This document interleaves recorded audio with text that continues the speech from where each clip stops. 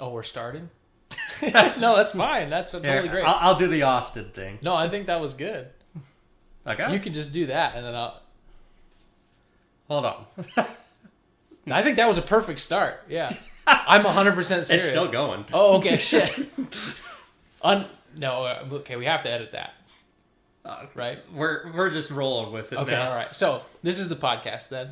Congratulations to me. I guess I first making an ass of myself, but... So, what did we decide to call it? Off the beaten path. Off the beaten path. I was considering beyond the beaten path, but then I think that's like thinking too much into it. So off the beaten path. Off the beaten path. Okay. So what do you think that the podcast is about? So for me, I think it's more about talking about things that people don't generally talk about in our society or public or anywhere for that matter. It's kind of one of those things that people talk about maybe behind closed doors to their family and relatives, maybe to a close confidant friend in the group that they have that they wouldn't necessarily talk to anybody else about. Sure. Certain topics.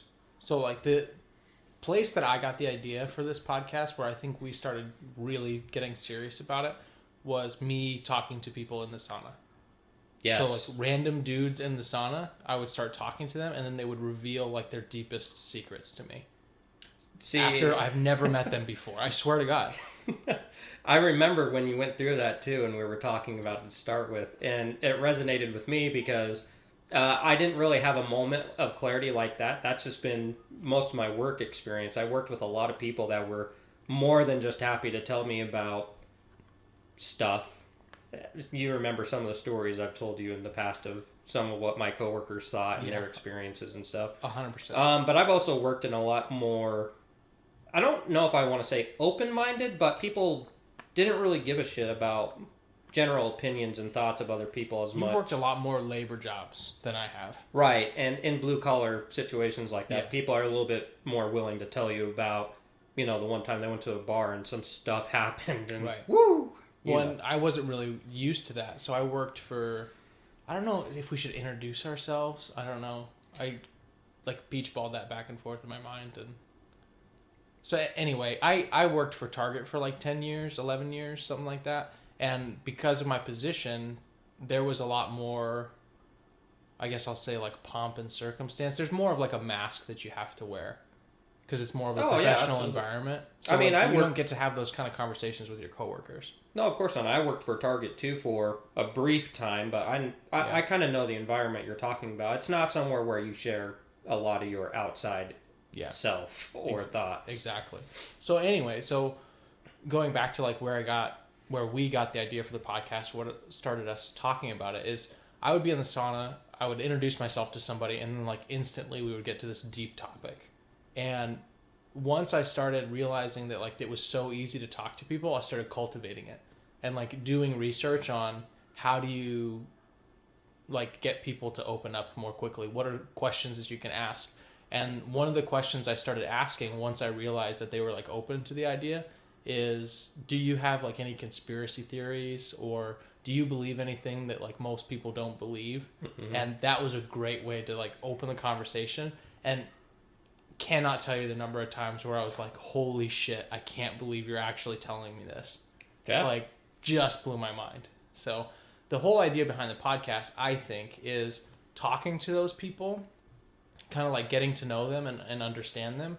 But then also, for me anyway, it's teaching anybody that would want to listen that you can talk to another person and not agree with what they're saying at all, but still be respectful of them and still understand their point of view. Well, yeah, because there's always going to be a takeaway that you can take from those conversations about it. You don't have to believe the whole thing, but it also could present a what-if scenario in your mind. Sure. Yeah, and I mean, I won't say that this has happened a lot, but it changes.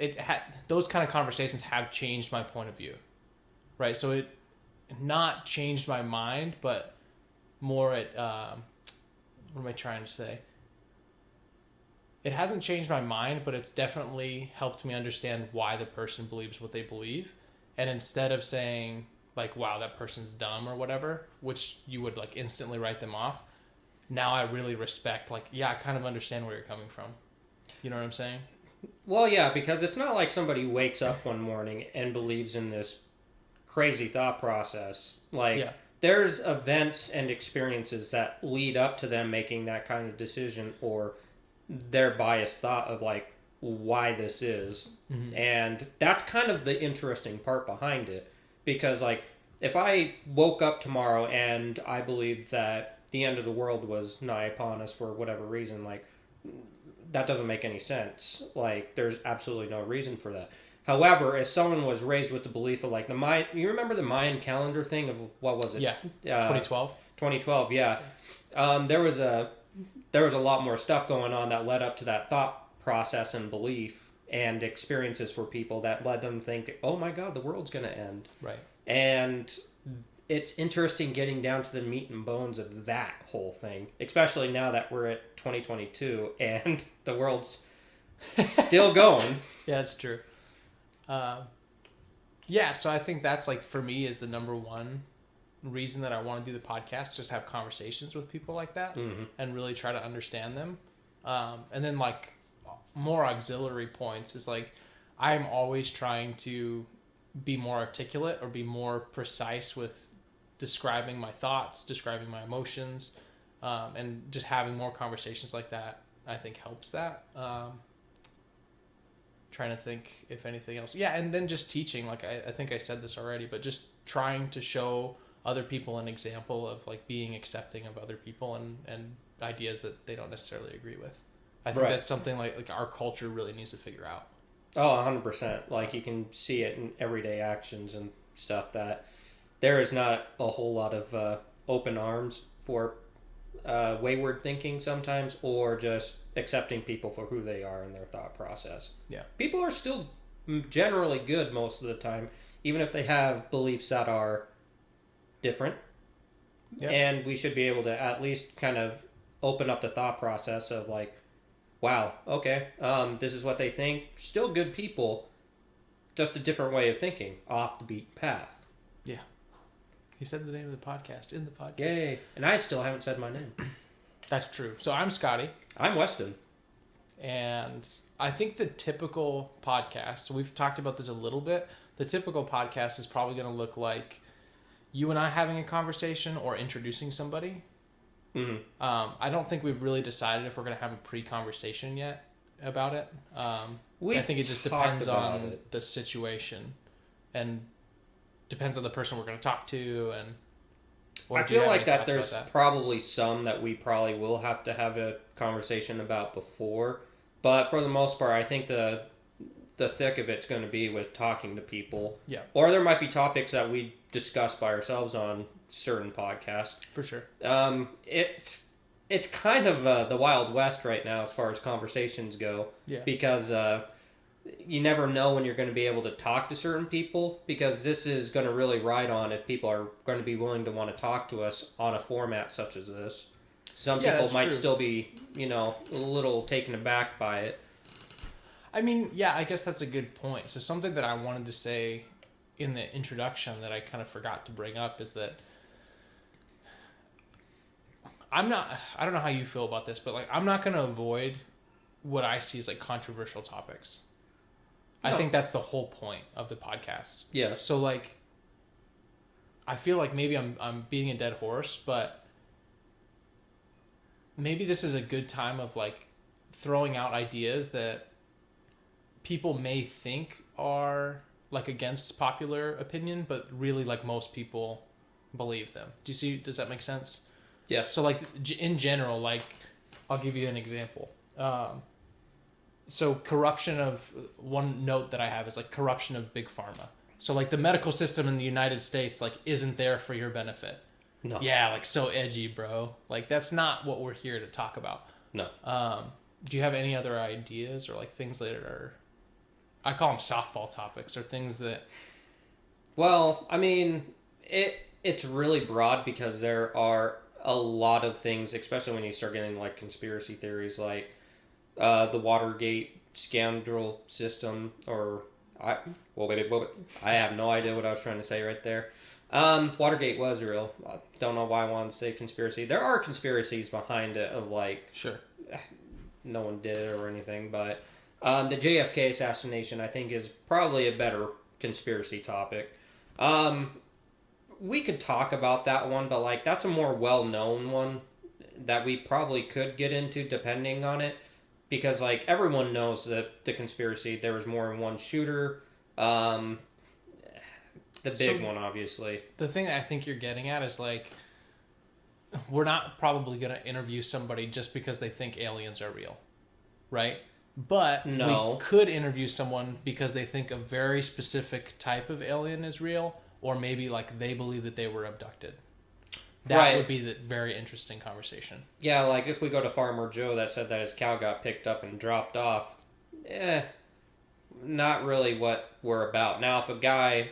There was a guy that I've heard about in the past. He's actually written a lot of books and done a lot of artwork where he... I'm not going to say his name, but he had some experiences with aliens over the whole course of his life, which led to him seeing aliens, having sexual intercourse with aliens, a bunch of stuff like that. Yeah, that's real, a by the way. perfect example of who I would love to talk to. Exactly. Yeah. And that's the kind of people that I want to talk to. Like, general run-of-the-mill people that talk about alien abductions and stuff like that, not really. People Not like so that, much. though, yes. I would love to get that guy into a studio and talk to him. Or I would just love having a beer with him, but Absolutely, yeah. that's kind of That's whole the reason. vibe of what we're going That's for. exactly Yes. the vibe we're going Yes. for. So let me give you a couple of examples, and then I'll give you one that I think is right on the edge of topics that I think, in general, people think are controversial, but they're really not. Mm-hmm. Right. So the few that I have written down. So the big pharma was one.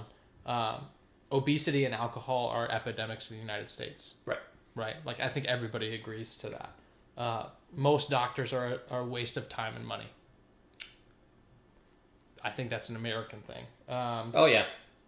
Religion is corrupt, right? Like, Yeah? Again, this one's a little bit more like on the fence, but did OJ kill his wife? I feel like everybody basically believes that dude killed her. Well, yeah. Or what was that lady that killed her daughter or allegedly killed her daughter? There was a big thing here in Arizona. Casey Anthony? Yeah, that's the one. Yeah, Yeah. that one. Like, yeah, there's a lot of things that you could get into, and like For sure. the whole corruption with different organizations and churches and whatnot. Yeah. Again, that's one where like if you have a specific person that's involved and like has a very specific take on it, more interesting. Yeah. But if it's just talking about the Catholic Church, like not so much. Yeah. Like, and on the flip side of that, do you remember Smallville? This show? Yes. Yeah.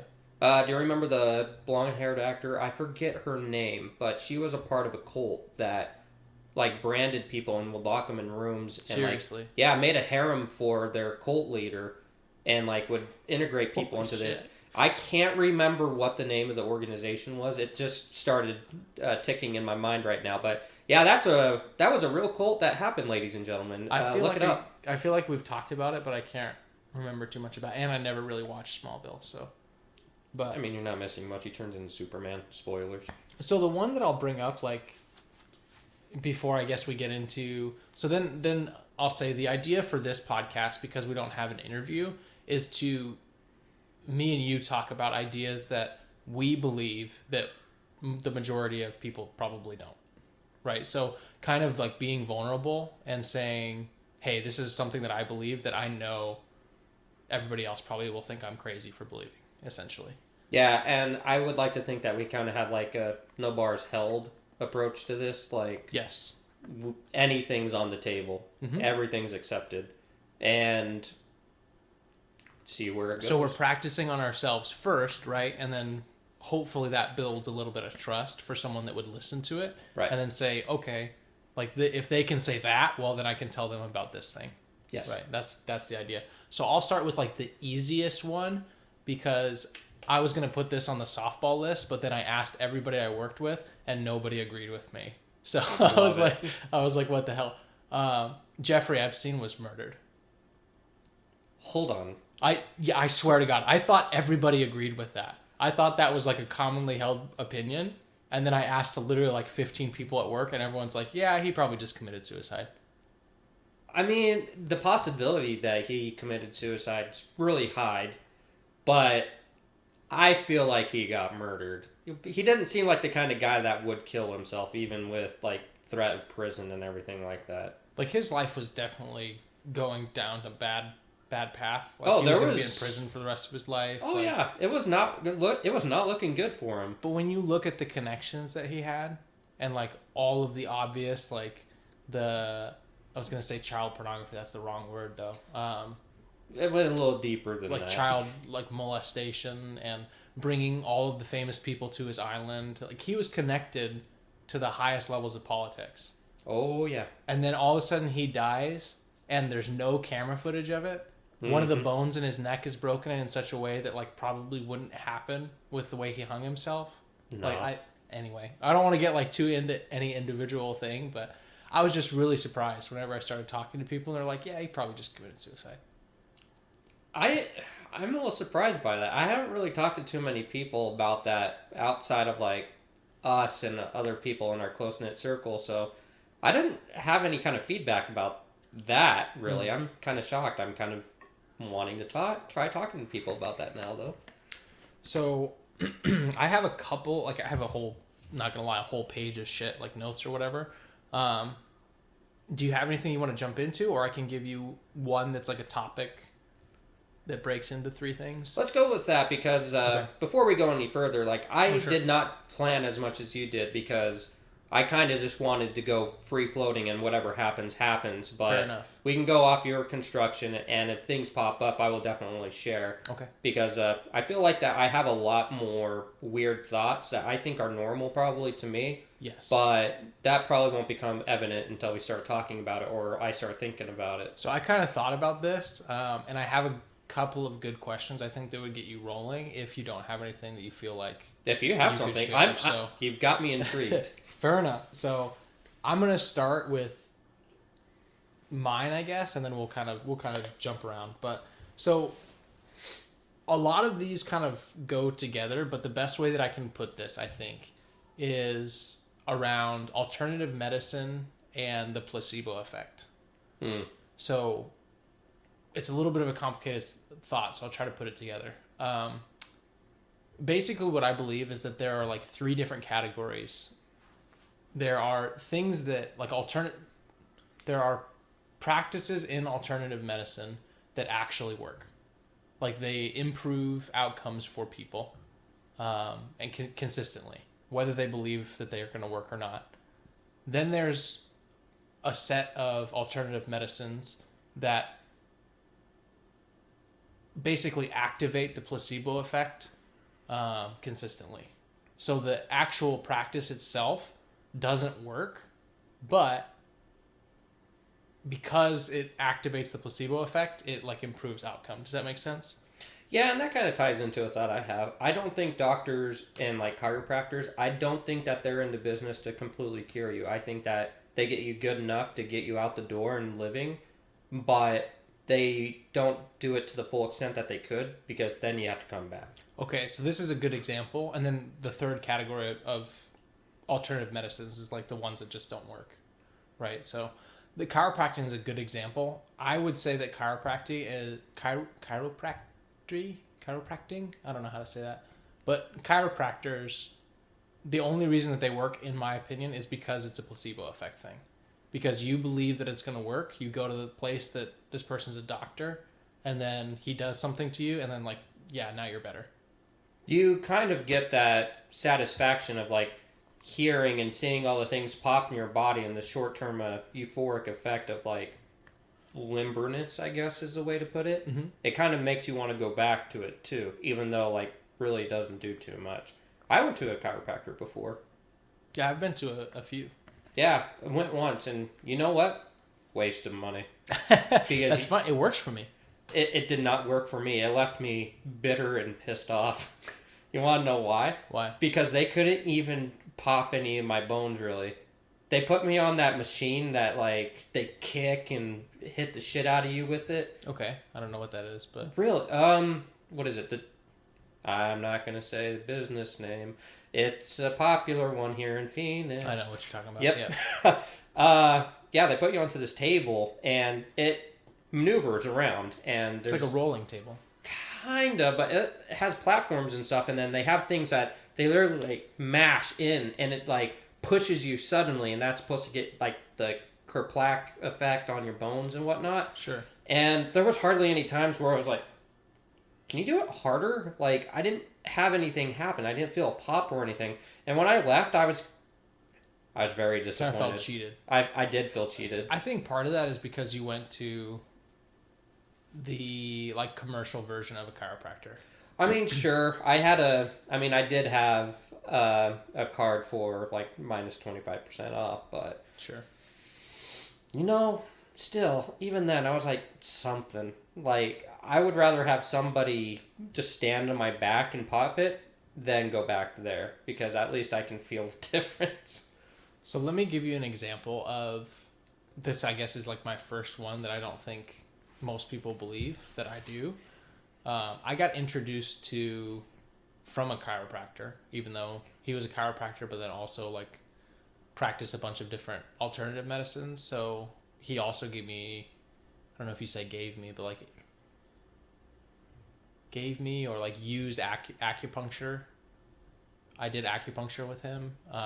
He taught me a breathing technique. So he taught me like how to stretch your sternum. So there's like actual muscles that are in your sternum, and you breathe in a certain way, and then you like push into your sternum, and as you're breathing out, and it's like a whole system of opening up your airway or like your breathing thing. I don't know. He had like Okay. he was one of my football coaches in high school, and we call him Doc G. And so he was a chiropractor. He had a bunch of different like certifications, and one of the certifications on his wall was like all in Chinese, and then it said something about like breathing. And he told this story about this little Chinese guy that the only English words he would tell him was no breathe, no live. And so he would have like people come into his office, and this little Chinese dude, and he would do that sternum stretching technique and teach them how to breathe. And afterwards, like they would feel a lot better about it. So that's when I got into, because he would do that technique with me, and he would do all this breathing, and then they would throw me on that rolling table from like the chiropractor, like the wavy type of rolling table. And afterwards, I realized that because I'd done all those breathing techniques, I could hold my breath for like 3 or 4 minutes, like no problem. And at the time, my mom was like, because I was in high school, she'd be sitting there. She's like, you're supposed to be breathing. He told you to breathe this whole time. And I was like, yeah, but I can hold my breath forever. So then I got really into holding my breath and like free diving. I remember when we went through that. Yeah. Well, and this was before. I've done this multiple times in my life, but the first time I did it was back in high school. I was still living at home. And Fair enough. the longest time that I held my breath was like 5 minutes and 5 seconds, which is like, most people think that's ridiculous. It's impressive. But anyway, so the reason that I brought that up is then years after that, I ran into on YouTube, on the internet, Wim Hof. And there's Is that the ice guy? the Iceman. Yeah. So Wim Hof has what he calls the Wim Hof method, and it's entirely like a breathing technique. And it's based on, if you're interested in looking it up, it's based on a breathing technique called Tumo. And basically it's a lot of like deeply breathing in and then letting the air out, not like pushing it out, but just letting it out. So there'll still be a little bit of air in your lungs, and then you breathe in again. And you do that like 30 times in a row. And then after the 30th breath, after you let it out, you hold with no air in your lungs for like 1.5 to 2 minutes. And you do 4 rounds or 5 rounds of that. You can do it basically as long as you want. Yeah. But you do a number of rounds of it. And after 3 or 4 rounds, you can hold your breath without air in your lungs for like 3 or 4 minutes. It's really weird feeling. And there's all kinds of stuff that happen in your head. This is what I did in the sauna, by the way. So before this episode, went to the sauna for like 45 minutes to an hour. Do that right at the end. And then when I get out, it feels like I'm high. It feels like the first, like after your first like 2 puffs of weed, you come in and like right as the high is starting to like take effect, that's what it feels like when I get out of the sauna after I've done the Wim Hof method. Interesting. It feels really strange, dude. It puts me in a great mood. Anyway, and there's other like effects of it. So there was a long time where I was doing this consistently at work, probably 3 to 5 days a week on my break. And when I was doing that consistently, I felt like if there was a stressful situation where normally like my adrenaline would kind of make me act in a way that like I couldn't control, if that makes sense, that wouldn't happen when I was doing the Wim Hof method consistently. So like the one example I'll give you, and then I'll get off this rant, I guess. The one example I'll give you is 4th of July. So I had gone over to my dad's house and we were lighting fireworks like out in the street, and we had somebody brought aerials, so the ones that like actually shoot up in the air. Right. And they lit it, but it was faced the wrong way. And so it shot into the ground, and like all of the projectiles like shot out towards the people that were sitting there, like all the observers or whatever, and they were about to like explode next to them. And I remember watching this and then them exploding and everyone freaking out and me just being like, this is so cool. Like nobody got hurt, right? And that was the first thing I looked at. I was like, oh yeah, everybody's fine. Like just shocked. Just not shocked, but like actually enjoying it. No, I mean the people around. Oh yeah, you. And they were freaking the fuck out. Oh no, I've been there in a lot of events. My girlfriend, whenever shit's going down in a lot of situations, everyone will be stressed out, like upset, talking like, name the emotion. I've seen it. Sure. And then she'll look over at me, and I just have this shit-eating grin on my face, just watching it. She'll be like, are you enjoying this? It's like, yes. Why? I don't know, but I have suspicions, and it's kind of like, I don't know if it's necessarily the same as like that example you gave, but sure. I'm kind of watching it. It's like, I'm okay. The people are physically okay and stuff, but there's stuff going on, and I'm just like, you don't see this shit every day. Like, I'm taking it in. You have the ability to like step outside yourself and observe what's going on, huh? Oh, I love observing things. Like when I was younger, me and my dad, it's funny, I don't know if I've ever really talked about it. We would go to the airport sometimes in Salt Lake. Mm-hmm. Like we'd go to visit Salt Lake when we were living up north, and we would do a bunch of stuff during the day, but then we would go to the airport and we would just sit there and watch people. Because what is a more stressful place to go to than the airport? The airport, yeah. And this was before 9/11 too, so like sure. You could go like right up to the gates and do stuff a lot of the time if you had tickets. But if not, you can still watch stuff happen like baggage claim and whatnot. Sure. Oh man, people would lose their shit. People would be so stressed out, especially around the holidays. Yeah. Oh man, we would go and we would just sit there and laugh because people are like having meltdowns, complete like destruction and chaos going on in their lives. But because of the show they're presenting, me and my dad would be sitting there just wonder what the hell is going on in their life. And it's kind of like a sick amusement, maybe, but at the same time, it's like, it's going to happen whether or not we're watching it anyway, so we might as well get something for it. Sure. But it's not even just like the airport and stuff like that, or like scenarios like that. Let's talk like more extreme case of things going on.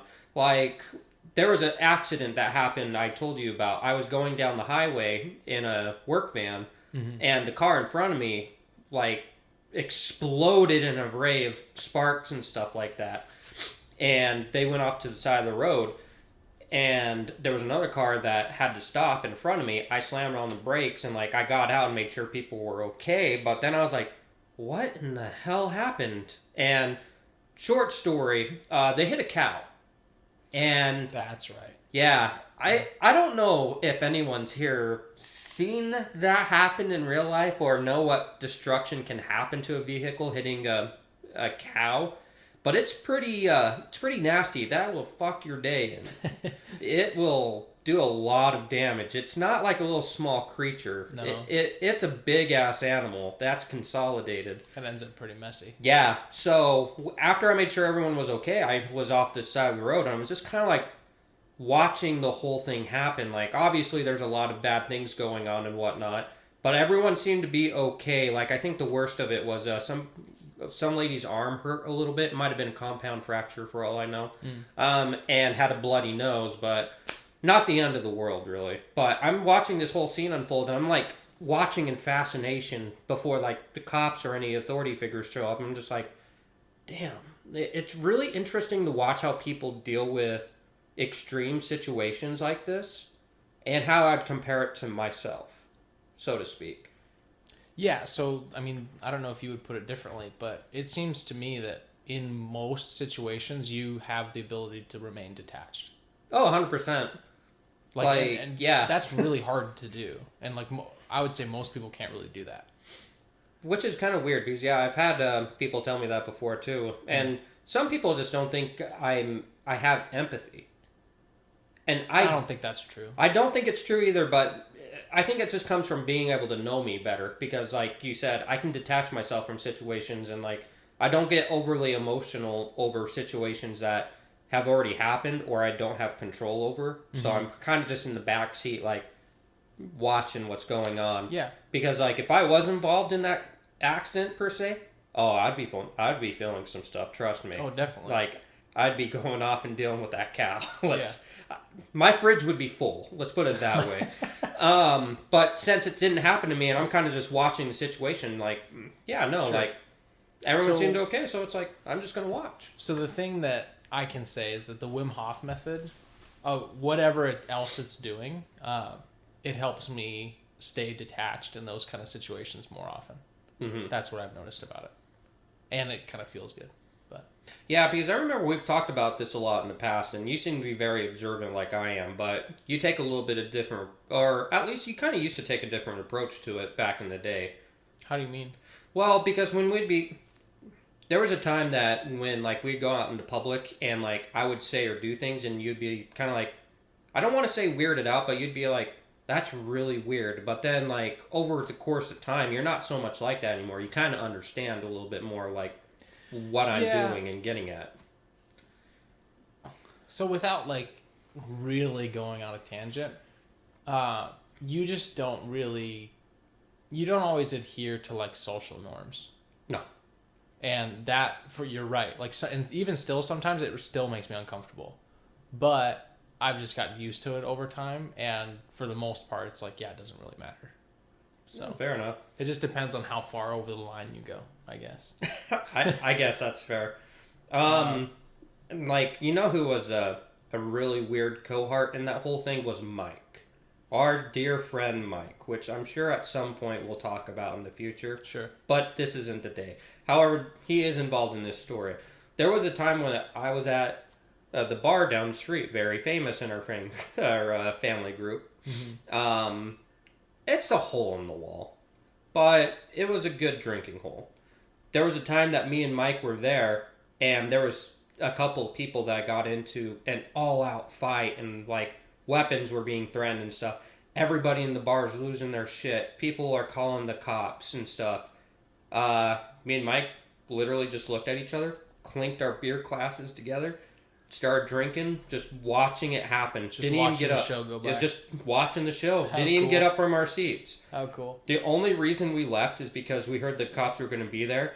I looked over at the girl working behind the bar. She knew pretty well. I was like, can I get 2 more beers really quick? And we drank them really quick, and then we drove off before the cops showed up. So do you have anything that you want to jump into? Or anything that... As far as any other topics like that? Yeah. I mean, I kind of already briefly mentioned... something that you believe that, like, most people don't. So, like, my first one was kind of like the alternative medicine thing, but the example that I gave was obviously Wim Hof method. And I think I mentioned briefly, like, I think doctors will take care of you, but they won't fully fix you. So, okay, what do you mean? Doctor, I have this problem with my spleen or XY body part, whatever. Mm-hmm. What's going on with it? Okay, let's take a look. In his mind, or her, there's this problem going on with the body part. Probably fix it, but let's not fully fix it.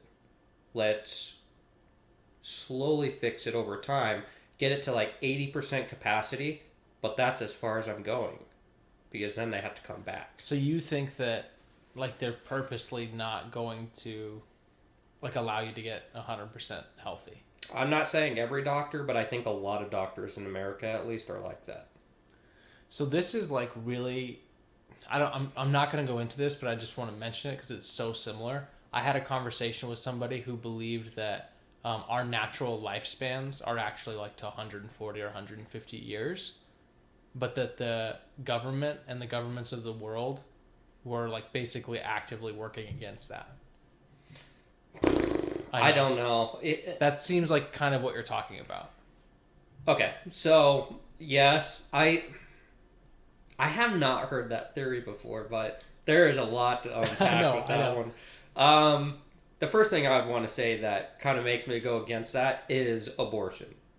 But that goes into another... Let's finish this one first, and then we'll go into that. Sure. So as far as like the doctor's not healing you fully, so I kind of agree with you, but I don't think it's like it's not like a conspiracy where they're like, oh, I can keep giving this guy spleen medication and then he's going to have to keep coming back to me. Like, I just think it's more the way that the system is designed, where doctor just wants to give you the medication because he only gets paid, we'll say $35 or $45 to see you in that 10 minutes. So he says, okay, what's wrong? You have something wrong with your spleen? I'm going to prescribe you this. Good luck. And is that exactly what you need to actually fix your problem? Probably not.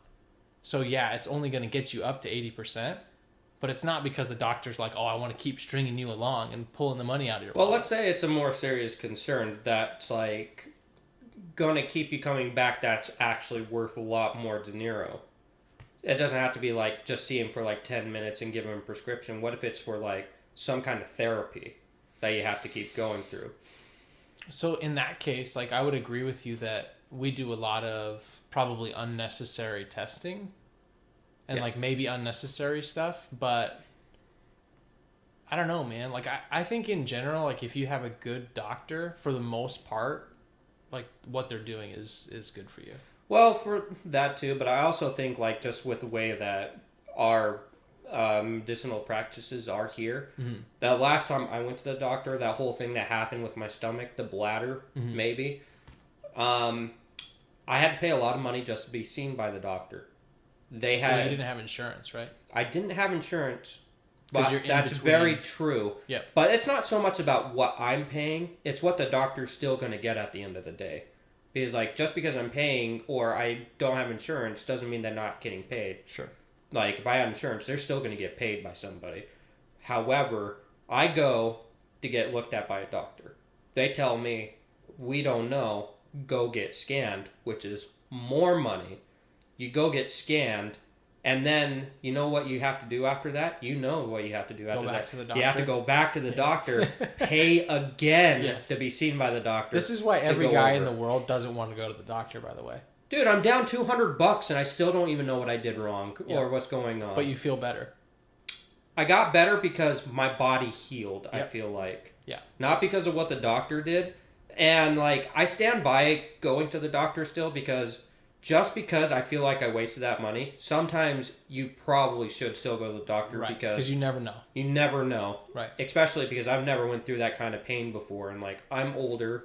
I want to make sure I take care of myself. Hindsight, though, obviously, 2020. I really once you pay the money and nothing's wrong, damn it. like if you don't have bladder cancer, you're like, fucking waste of money. God fucking damn it. Waste of goddamn money. I'm not going to go next time until the next time I go. I totally feel you. So, it's kind of like that. It's like, why... Anywho. Can I just ask a random off-the-wall question? Absolutely. Have you ever had a religious experience? No. Seriously? No. Zero? No. Because you were more raised, and I don't know if this is accurate, but you were kind of raised in the Mormon church, or like you were at least exposed to the Mormon church a little bit? Yes. Okay. And nothing? No. Really? No. I'm surprised. There's a lot of things that people probably could take to be religious experiences, but I don't believe they're religious, and I don't experience it. What does that mean? There's now, like, as far as personal life experiences, we'll get a little bit more into, but, like, My family has talked about a lot of religious experiences before. Yeah, I'm being not in a talking about religion. your family though. We're talking strictly I'm with talking me. about you. Oh, no. No. People have said that, like, oh, you got lucky. You must have been, like, touched by an angel moment. It's like, I got fucking lucky. I don't feel like I've had a religious experience, no. Okay, fair enough. Fair enough. So, I guess the reason that I'm bringing this up is... So, again, one of the reasons that I want to talk to people and one of the reasons that I want to do this podcast is because I think it encourages learning through experience rather than, like, learning through, like, study. Right. Or, like, reading a book, right? So, the Wim Hof method is a good example where I dove in and I was like, oh my God, like, this actually is doing something, right? Yes. And so then I asked the religious experience question because I was raised, like, somewhat... I was going to say Catholic, but that's not right. Like non-denominational Protestant is probably the right way of putting it. Basically just Christian. Like I was going to say, I have no idea what that means, so that's probably Christian. Yes, basically Christian.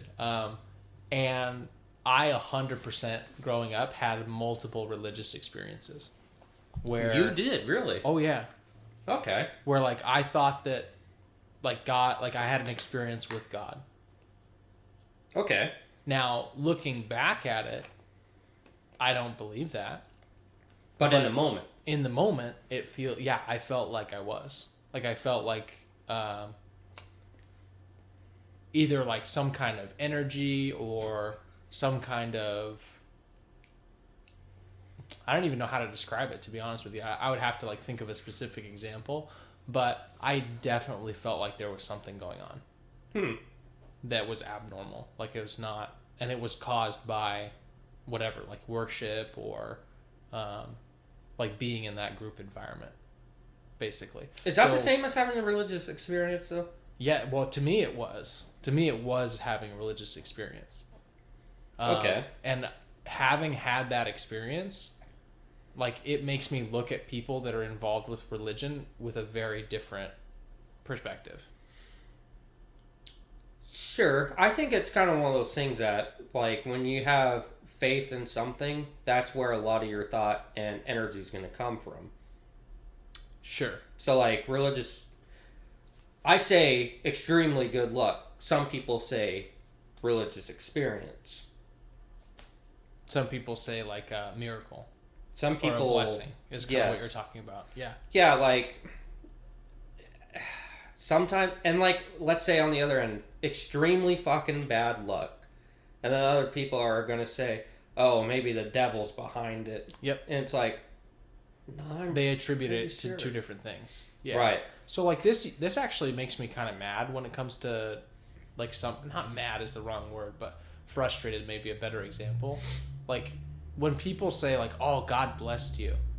And I'm like, so for example, like, two people, their marriage, like, working out when they thought was kind of on the rocks or whatever. I was like, oh, God blessed your marriage. And I'm like, no, God didn't bless your marriage. Like, those two people worked through their problems. And, like, they deserve the recognition for getting through the hard times. It's not God. That kind of thing upsets you, really? Sometimes. I mean, it depends on the situation. It depends on the person. But, like, I feel like in certain situations, saying, like, oh, God blessed you, kind of, like, takes the power away from the people that are actually responsible for what's going on. I see what you mean.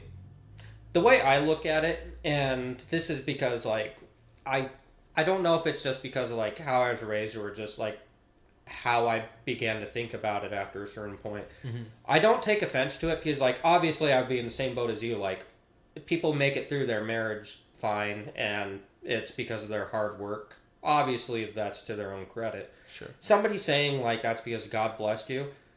I know what you mean. It can be kind of frustrating for looking at it that people are kind of taking away from their own hard work and stuff.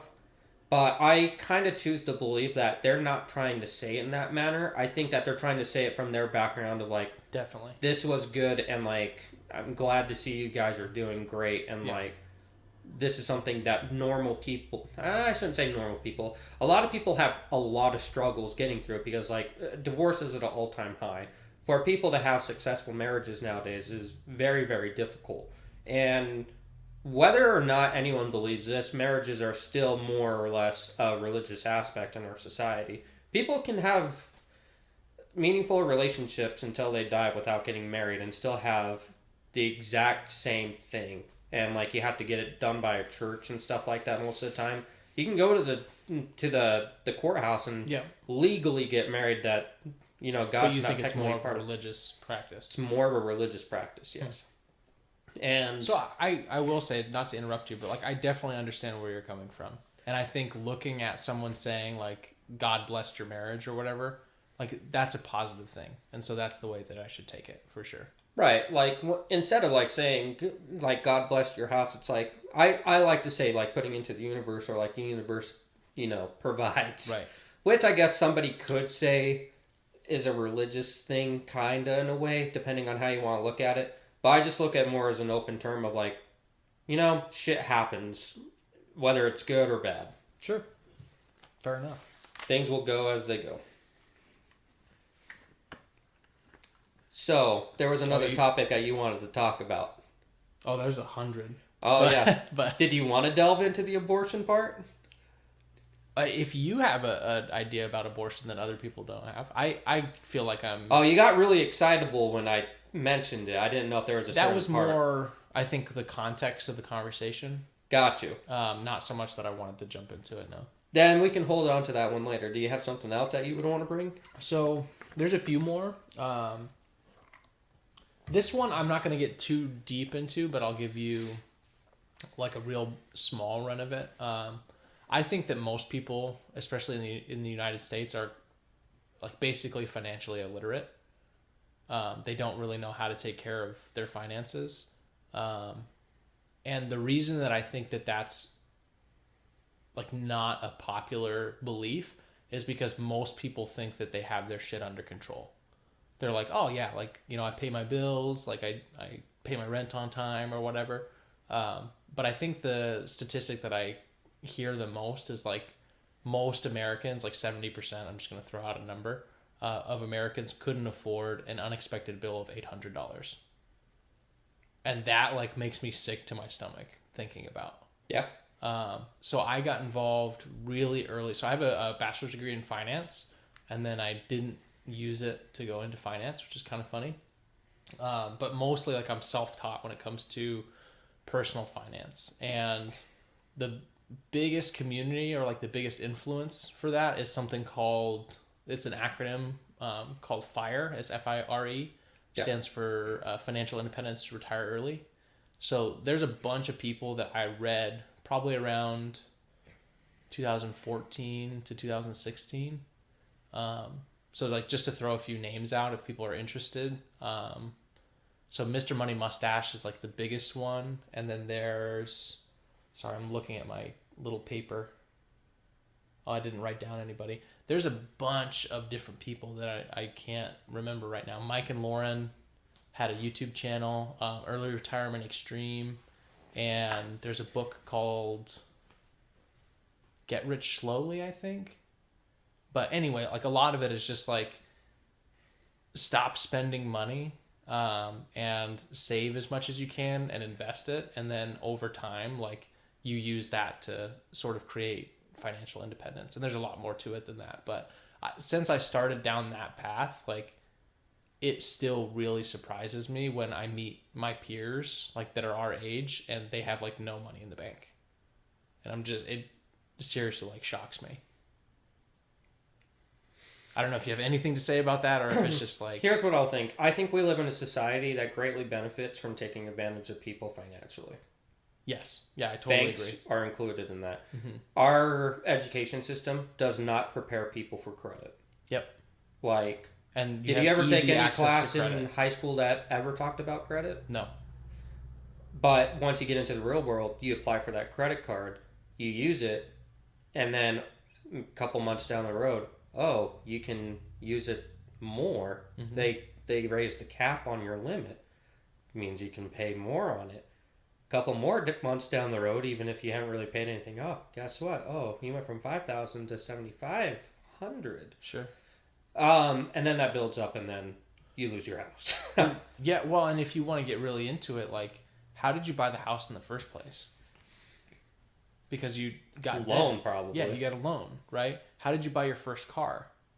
Like loan, probably. Maybe some people like got help with their parents and they actually paid cash for it. But it's way more common that people like buy a $20,000 car or $30,000 car as their first car. Right, and like also to put it onto a perspective, let's say that you didn't go the loan route. Let's say mommy and daddy paid for it or whatnot. Basically, got handed this stuff. That's not accepting financial responsibility. That's being gifted, and you don't really learn anything from it. Right. Yeah. So I have a lot of like strong beliefs when it comes to personal finance that I've had to learn over the last like 10 or 15 years that it's easier for me to connect with people if I remember what I was like when I was like 20. So okay. There were definitely times when I was that young where I never looked at my bank account because I was scared that I didn't have money. Yeah. And so I would like go to Taco Bell and like order food and be like, oh fuck, I really hope this goes through.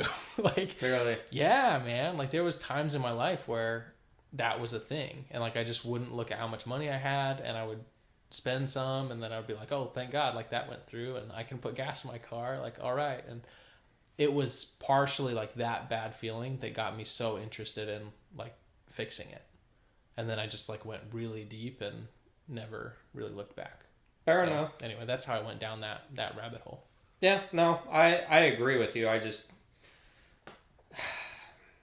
financial responsibility is something that everyone should take a look into, and it should really be taught to kids. I agree, yeah. That's why whenever I plan on having kids, I'm going to start giving them a credit system early. Sure. Like, they're going to have an allowance, but they're also going to get access to my version of a credit card system. Oh, you want $100 so you Mom can buy and this Dad game? credit card? Yeah, but this means that you're not going to get allowance until it's paid off. Or you can choose to use half your allowance to pay back into it. Sure. But that means you know the drill. Yeah, like I'm not sure exactly how I'm going to do it, but rough ideas. When I actually pop a kid, well, when the lady pops a kid out, then we'll start worrying about that. But I want to make sure that my kid's understanding of that, and like money doesn't grow on trees and whatnot. So this is not like a specific idea. So we've talked a lot about like technology creating problems. So like and problems that we understand or that we don't understand, right? So for instance, like social media probably is increasing suicide rate. I think it's a little bit more than that, but it's definitely one of the issues rising from it. That's what I mean. Yeah. So there's like a lot of problems that are being created by technology that are also being solved by technology. There's problems that are solved and created by it. But along that line of thinking, the reason that I'm bringing it up is I believe that right now something is being like developed that will be more revolutionary than the internet. We have talked about this. And I don't know if it's like, I don't know 100% what it is, but I could definitely see being able to directly connect to the internet, like directly interface with it from your brain. I think that's a definite possibility. And the second part of this idea, and then I'll let you respond, is I think that not only is that under development, but that type of like invention will continue to happen. So, like, do you see what I'm saying? Like, the slope is, what do you call that? Exponential. Right? So, like, yeah, here's the internet, and it's changed our society this much. But this new thing is going to be even more impactful. And then the next thing is going to be even more impactful. And then the next thing is going to be even more impactful. Well, before I say anything about my thoughts on it, yeah, what's technology do? What is the definition of technology? I don't know what the definition of technology is. Neither do I, but here's what I got a rough estimation for. Sure. Technology, I think, is misinterpreted in today's standards. Like the phone that you have in your hands right now. Yeah, I'm looking up the definition of technology. Yeah, that's technology in most people's heads. What was technology in the Dark Ages? Like a wheel? Yeah, or like a slope. The use of a tool. The use of technology is a little bit redundant when you look at history as a whole. Because, like when Rome fell, all the technology that was lost during that, how to make underwater cement and whatnot, as an Or example. two-story buildings. Right. Yeah. Like, the use of technology is used to make everyday functions easier, more manageable, and faster. And the fact that you start on this small slope of, the wheel and stuff, but as more technology develops for everyday functions, driving to work, Right. uh, Flying. Yeah. being able to call your boss and let him know he's an asshole, like it definitely goes up. Everything starts interacting with each other a lot easier in the technology field, and that's why it's going at such an exponential rate. Sure. The So use of there's the like a internet, synergistic effect. Yeah. right? The use of the internet is because people had a way to communicate globally and share ideas and technology with each other, and that's why it skyrocketed. Definitely. So yeah, with the next thing that happens, like, whew, that's going to be crazy. And what that might be, I think uploading yourself to the internet is a great example. But that's also kind of like the idea I had, and that's hive mind, which is Whoa, the scary okay. part. Okay, I want to talk about hive mind. I'm just going to read the definition of technology for my own benefit. No, go for it. The application of scientific knowledge for practical purposes, especially in industry. So I think that you basically nailed it, like the layman version of that. So Yeah, we can go with that. Yeah. so hive mind. So you're talking about, is this related to the idea of uploading your consciousness to the internet? Well, if you're able to directly connect your brain to the internet, wouldn't that be basically kind of connecting to the hive mind? Because other people's minds would be also on the internet? So what I was talking about was like being able to browse Facebook using your brain. Sure. But But what that's- else can you do on the internet? Watch porn.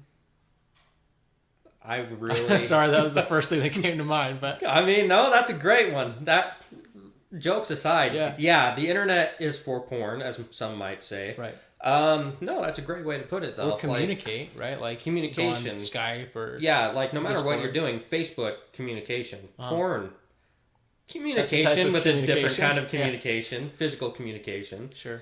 But communication as a whole, and like when you put your brain in there, you're like, there's no more typing. There's no more, necessarily shuffling around on a browser. You're in it.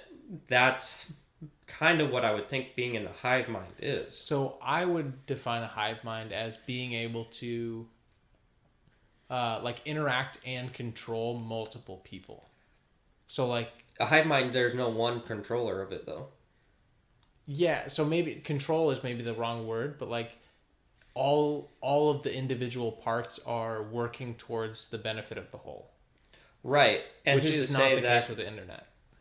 not yet. Sure. Yeah, But not yet. with a hive mind, if something like that were to happen, who knows what could happen? That would change our species. Yeah. Like, and actually, I think because I think we've talked. I think about that's this what would before. start us turning into non-flesh species. If we found a way to Interesting. basically upload our consciousness into an apparatus of machinery and stuff, we don't technically die at that point. I think the first thing that would happen is, yeah, you're right. I think the first thing that would happen is that the species would split. Between what factions? The hive mind and the non-hive mind. Of course, but one of those is going to die out. Yeah, probably.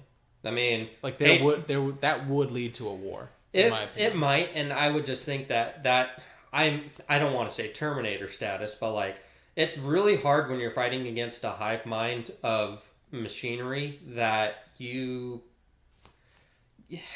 can't really deal with in the same way as you could like another person. Is this just a cultural thing though? So like, the thing that is making me think this is in the West we have this idea that like artificial intelligence will always end up evil, that it will like end up working against us.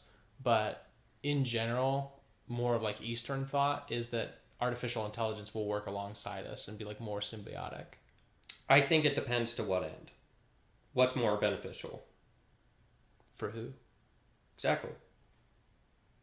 Yeah, well, I mean, that's what I'm saying. Like, in general, in the West, like, our storytelling always puts AI as evil, and in the East, it's more like, it's going to work out. We're going to figure out how to live alongside each other. Well, that's kind of what I mean is like it's really hard to say exactly what it might be because like you're saying east and west, but if we had hive mind between the two, like who knows what like the new end goal is for that. True. It could be completely different, could change. And as far as like the differences between them, who knows? Like it's a very far off thing. Like we're probably never going to live to see it. I mean, I kind of want to upload my brain to the internet and like. I just want to live to the time that we land like people on Mars. That would be pretty sweet. I mean, according to Adam, you can just float to Mars. Well, no inside jokes. My bad. Had to say it. No, fair enough.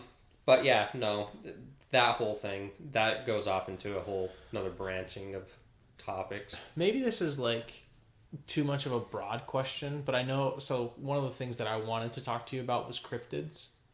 I wanted to talk about it anyway, so this works for both of us. So cryptids, I would say, this is like a very difficult thing for me to define, but cryptids, I would say, is like a animal or monster that hasn't been proven to exist, but is popular in some kind of lore. I don't know if I necessarily want to say monster, because monsters has a bad connotation to it.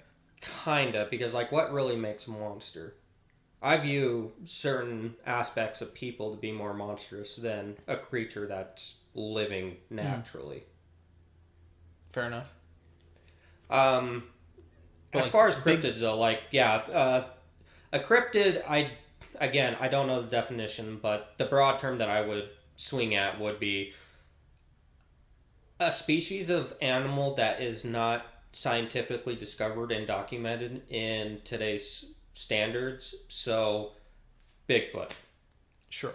So, like, the reason that Bigfoot is a cryptid is because there's so much lore around it. Like, there's so much popular culture. A cryptid's not based on just how much there is. Like, a cryptid's more just like a placeholder for something that's unknown. So, it doesn't matter how much, like, backing it has. Like, I mean, look at Slender Man. Definitely a lot more of a it's more bigger popular thing now. But when it first came out, it was still a cryptid. It was just a very unknown cryptid.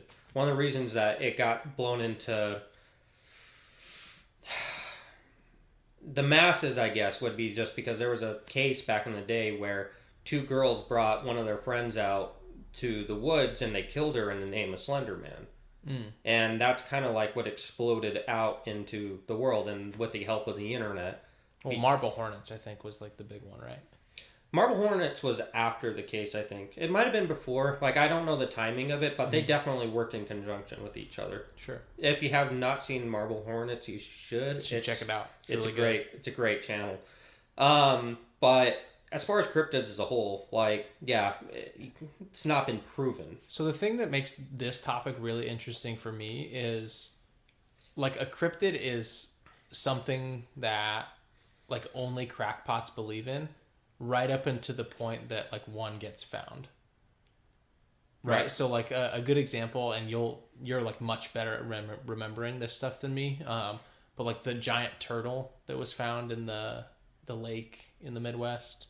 Do you know what I'm talking about? I know what you're talking about. I can't remember what the name of the turtle is, though. So, like, the really short story of this is, like, there's a farmer and there's a giant lake on his property, and he sees this massive turtle, and he starts telling people in his town about it, and, like, it becomes a local legend, and everyone thinks that the guy is, like, kind of crazy, and his farm ends up going, like, tits up. Like, it doesn't do very well. And so he ends up, like, spending all this money to drain the lake, and they find the turtle. And it's, like, just massive. It's just a huge turtle. Right. And so, like, part of the interesting thing for me is that, like, this is a good example of why we want to talk to people like this, because they're only crazy up until they're proven right. Right. Yeah. And you probably know this about me, but I actually believe in a lot of cryptids. Yeah. Not all of them, but an astonishing amount of cryptids. So? Bigfoot? Yeah. Totally believe in it. 100%. Yeah. Okay. 100% believe in that. A lot of African ones, like what is it? The Makawambe. Definitely believe that. It's a cryptid that's believed to be Bronchiosaurus like. Okay, interesting. Yeah. Of course, I forget the names of all of them as soon as we get into recording. There is a giant flying bat in South America. Mm-hmm. I wouldn't doubt that one. The pterodactyl, maybe. I'm not so much sold on that one. Oh, as in like the pterodactyl still being alive. It's pterodactyl-like. Oh, I see what you mean. All these cryptids have specific names, but I can't remember what it is. Vampires, don't believe in them. So you know about the giant sloths in South America? Yeah, and they have a name. Yeah. I have a book in my room that thought to be like the inspiration for Bigfoot. Are those giant sloths? See, that's where I don't think that's right. I mean, they're very similar, right? So they're similar, but the thing about Bigfoot is that there's so many different versions of them, and across the global scale, that I think that the giant sloth is a completely different thing. Sure. So that one might be real. I don't know. I want to piggyback on this.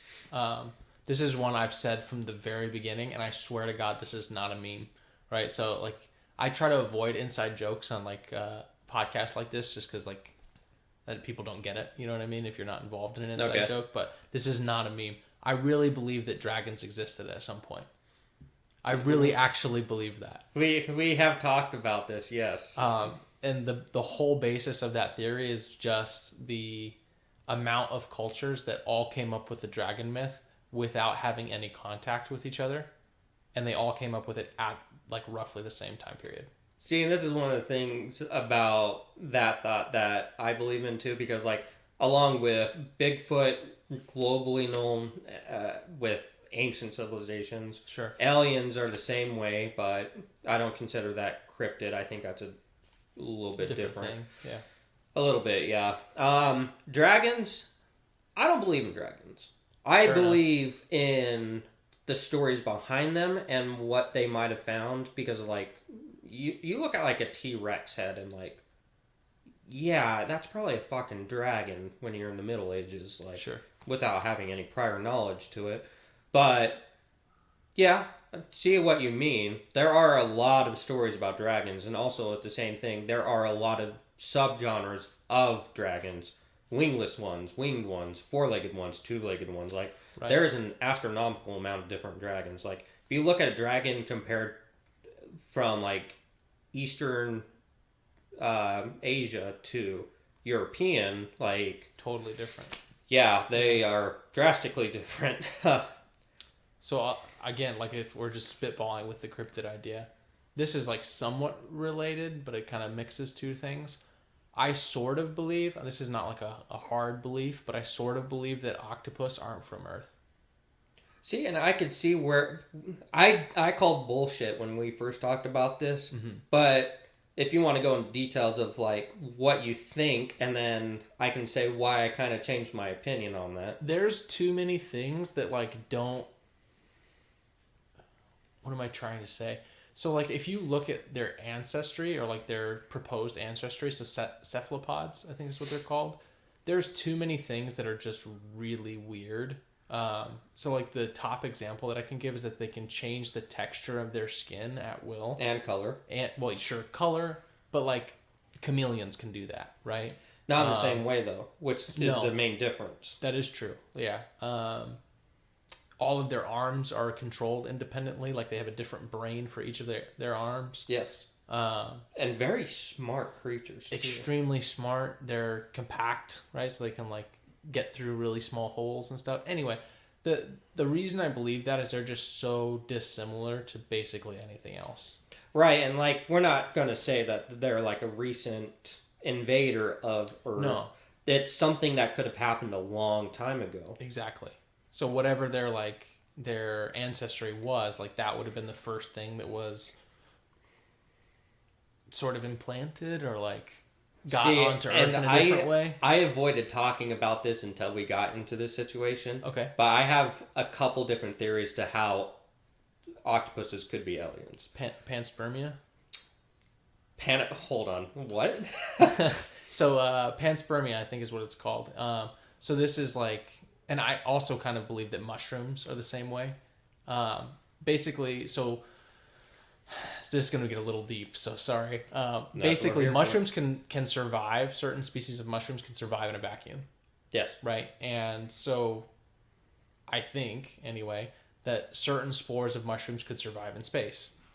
So if that's true, then you can like logically follow that it is possible for a mushroom spore to live like on an asteroid, and then that would travel throughout space, make it to a planet, or make it to a moon, then makes it to a planet, and that's how it would like populate across the universe. Right, and that's called panspermia. Fair enough. Yeah, and that's kind of like one of the theories for, octopus. Mm-hmm. I don't think that's the most likely case, though. What do you think the case is? This is going off the wall. Uh-huh. Because, also, I 100% believe in aliens. Sure. Yeah, me too. 100%. Yep. And not even in the sense of, like, we're the only living organisms in the universe. Because, like, I think... Are you saying, just so I can understand, are you saying you believe that aliens exist or that aliens exist in our universe? Both. You think both? Broader terms were depending on the subject. Like, okay, let's talk about the solar system. I don't think that we're the only living organisms in our solar system. Really? 100%. Now, so like intelligent life? That's the question. Okay. I don't know about intelligent life, but as far as like other life, yeah, no. I think there is, even if it's microbiology. Sure, like on Io or something like that. Sure, I think that. But as far as intelligent life, if there's going to be intelligent life, it would have been on Mars. I don't think it's the case anymore. I think they picked up and moved if they were. And as far as some of the other planets, I don't want to say yes or no because I just don't know. Like some of the moons of certain planets, like is Io the one that's frozen? Mm-hmm. Yeah, we don't know what's under the ice. No. Like there could be shit alive under there. There's a lot of crazy shit at the bottom of our own ocean. Who's to say what's under the ice just on this one? I was going to bring up the same thing. Like we don't know anything about our oceans, dude. We know more about space than we do our own ocean, and that's fucking crazy. It's weird. So to get back into it, yep. What if octopuses were pets of aliens, and one just happened to get out? And no, I'm being serious. You are not allowed to bring certain species of animals, fruits, insects to other countries because of them infecting. Got through the TSA. Yeah, I got through the TSA on Earth, and here we are. Octopuses can get through almost anything. They know how to open shit. They can squeeze through very small spaces. Yeah. What if to say it just didn't like creep out from a UFO and like, oh hey bro, this is a great ocean, man. Sure. Like you never know, and then they just did extremely well on our planet for adaptation. Yeah. No, I can totally see it. 100%. Or like their joke of version, like, hey, let's just put a couple in here, just really fucking freak them out, and that's how you get the Kraken. Sure. Which I also believe the Kraken's real. That's fun. Well, yeah, I could see that. Like, not just like giant squids that eat sperm whales. I'm talking like massive destroyer of fucking ships. Like aggressive giant squid. I think it's just not as prevalent because ships are a lot harder to attack and stuff. That's another one of those things, dude, of like, where did all those stories come from?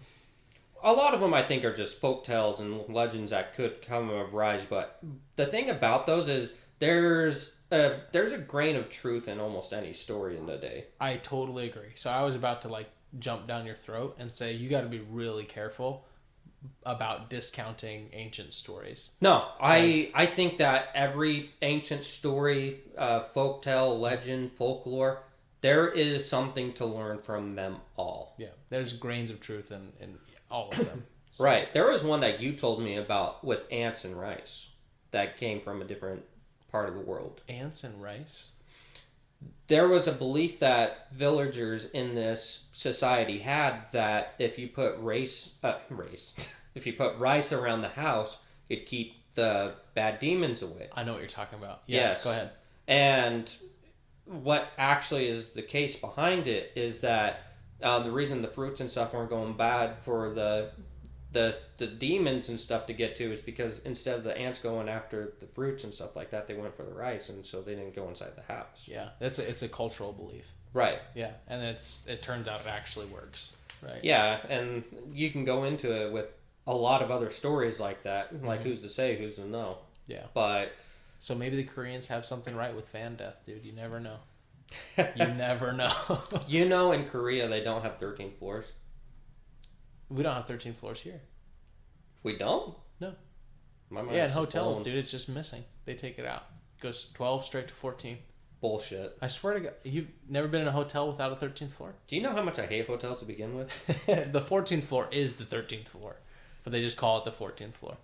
Huh. They 100%, know yeah, that. like casinos, like all of that. The 13th floor gets taken out. It's unlucky, bro. I'm surprised. I did not know that. Yeah, it's like a weird cultural thing, but yeah, that's really normal. How weird. Anywho, so going. And there's no 1408 in hotels either. That part is just I'm just joking. Stephen King joke. I know. That's why I was giving you the look. The listeners don't know, but I know. Right. But no, yeah. As far as cryptids and stuff, they kind of wrap up. I cannot wait to talk to people about those in general because I'm very open-minded when it comes to cryptids, and I would love to talk to more people about it. But going to a different kind of topic, so like maybe more in still like the supernatural and stuff, like witches and stuff like that. This is a supernatural stuff. Great place to go. Yeah. I have to piss. So okay. I'm gonna do that. So where and we are back. Oh, so we're live again? Okay. Yep. So yeah, so supernatural I think is a great place to start. You brought up the topic, I think you should kick it off. So supernatural I think can get turned into a lot of different areas. Cryptid's a little bit more consolidated into one idea that branches out to different cryptids. Supernatural I think is a lot more broader subject because like supernatural like isn't really a good definition for everything. Everything gets wrapped up into supernatural things that we don't know and can't explain, which I think a lot of people wrap cryptids and aliens into. That's what I was going to say. But I don't think that they're necessarily supernatural. I think they're kind of like own entities that unfairly get put into that topic. However, when it does come into it, like you can look at witches and like I'm trying to think of proper terms, but like there's just a lot of different definitions for different things, and like witches, ghosts, and stuff like that, spirits. Demons can have a religious tone to it, but when you look at different societies and cultures, demons aren't necessarily always religious things. They are kind of bound into the supernatural realm as well. It just kind of depends on what kind of background you're looking at. Because obviously you have like Catholicism with their demons, and then you have like Asian demons that are just like everyday norms and stuff, and their own versions of, I don't want to say cryptids, but like weird spirits and demons and stuff. Do you think that like the supernatural that you're talking about, it's more based on culture and less based on like a specific religion is kind of what you're saying? A little bit, yeah, because there's a line that's drawn between the two, honestly. The two being religion and just supernatural. And that's what you're trying to define, basically. I'm trying to put it into words. I think that most people... So first of all, I think most people, when you say supernatural, are going to lump in cryptids, like you said. And that's not necessarily true. And here's a very good example. Go ahead. There is a cryptid in... Let's go with Asia. Asia's a plethora of different things to talk about when it comes to this. Mm-hmm. Do you know what a kappa is? No. A kappa is something that's in Japanese and I believe other parts of Asia lore. It's basically kind of like a turtle kind of entity, and how you want to go into the description of it really depends on who you talk to and who you ask. Mm-hmm. But basically it's a turtle-like entity that's kind of humanoid, but one of the telltale signs besides its shell and its back and its green is on top of their head, they usually have black hair around it, but then they have a pool of water that coalesces on top of their head. And they are a bad omen. They're a bad creature. It's bad mumbo jumbo and run into one because they'll drag you into the water and kill you. So that is more of like a cryptid entity, if you want to put the fine line between them. Now going into more of a supernatural there, and you'll have to excuse me because... So would you say, I'm just trying to help like define the two or make a distinction between the two, a cryptid still is based in this reality? Something that's still based in this reality, but there's still kind of a difference. And supernatural is not necessarily based on like earth-based reality. Correct. Because like I'll go into one that seems to be more on the supernatural scheme of things rather than the cryptid side. There is a spirit in the same areas that the Kappa is known to be in, that they believe that there's creature spirit things that take on the form of certain objects and can harm people. Noted an umbrella, the left sandal, and other typical like houseware items that come to life and will fuck your day up. So this individual spirit possesses those items? Not known. It's said to be that they could possess items or that they're their own separate entity. I see what you mean. Or like even a mimic thing. And if you don't know what a mimic is, it's something that can take on the shape and properties of another object. In Dungeons and Dragons, the most noteworthy thing that a mimic will take the shape of is a treasure box. So when an adventurer goes to open it, they don't find gold inside. They see a massive teeth-filled maw that starts attacking them. And that's kind of the same thing a little bit. I mean, this isn't Dungeons and Dragons, obviously, but like, it's kind of within that thing. It's a good example, though. But umbrella, spirit thing, compared to the Kappa, the umbrella is more of a supernatural. The Kappa is more of a... Cryptid. Sure. I'm with you. Or the spirit lights of the Naga River. The Naga Lights, actually. That is the actual term for it. The Naga Lights are something that infest a river over in China in the eastern provinces. And they're said to be the spirits of supernatural creatures, I believe, or maybe passed on people, I forget. But to see them can be a good or a bad omen. And then you have the actual Naga of creatures that are serpent-like. So, is this just something that like you believe in, like as a blanket statement? As far as like supernatural? As far as, well, sure, supernatural. Because cryptids, I kind of just think that you have an open mind and you don't necessarily believe that it's not true. I believe in a lot of supernatural stuff. Like ghosts, 100% believe. Spirits and demons, 100% believe. Okay. Dybbuk, 100% believe. Only according to Nan. Nice. Yeah, so like I learned about a lot of this stuff from you, and I guess I've just never... Maybe a better question for me to ask is like, is there any specific cryptid or supernatural thing that you don't believe in? That you're just like, yeah, that's too far-fetched, or for whatever reason you don't think? God. Yeah, fair enough. Yeah, I mean... that was a joke statement. That's a different topic for another day. As far as like, well, again, like supernatural and cryptids are two different things. As far as cryptids, I said earlier, vampires, whether you want to define it as a cryptid or somebody that has vampirism, I don't believe in that. Okay. As far as supernatural and spirits, the umbrella thing, so like the umbrella creature, don't yes believe in. No? I believe in a broader sense of the term of werewolf. People that actually can turn into the werewolf. Do you know what the Loup-Garou is? Or the Ruragu? Yes. Ruragu? Loup-Garou is how I would pronounce it. It depends. That's right. It can be said different ways. Sure. Loup-Garou is the French version. Rougarou is the southern version here in America. I haven't heard of that one. The Rougarou and the Loup-Garou are mostly known as werewolf creatures. However, if you look at it in a broader sense of the term and like really dive deep into it, it's not just pertaining to like taking the essence of like a wolf-like creature. It actually can be any kind of creature. So shapeshifters. And here in Phoenix, there's a famous There's shapeshifter. a much more popular shapeshifter. There's a very much well-known figure of that. Is this the one that you're not supposed to say the name?